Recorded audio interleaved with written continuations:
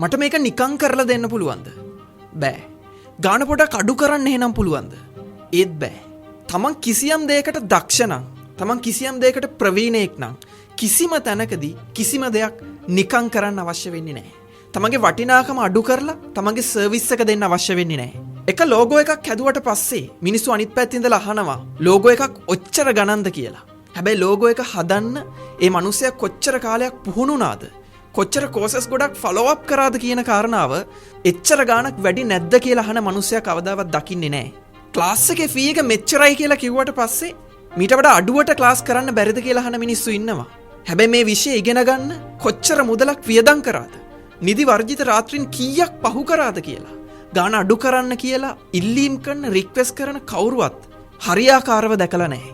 සමහර දේවල් කරන්න වැය වෙන්නේ තප්පර ගාණක් වෙන්න පුළුවන්. සමහර වෙලාවට මගේ සේවය ලබා දෙන්න වැය වෙන්නේ මිනිත්තු කිහිපයක්, පැය කිහිපයක් වෙන්න පුළුවන්. හැබැයි වැදගත්ම දේ මම අය කළ යුතුව තියෙන්නේ මම පුහුණුව ලබාගත්ත වසර ගානට මිසක් මම සේවය ලබා දෙන පැය ගානට නෙවෙයි. සමහර දේවල් හරිම ලේසියිනේ කියලා ඔබෙන් සර්විස් එක ගන්න කෙනෙක්ට ප්‍රශ්නයක් තියෙන්න පුළුවන්. හැබැයි ඔබ මිලක් අය කළ යුතුව තියෙන්නේ ඔබේ ප්‍රවීණත්වයට විනා ඔබේ අගය අවම කරන්න හදන, ඔබේ අගය හැල්ලු කරන්න හදන අයව තෘප්තිමත් කරන්න නෙවෙයි.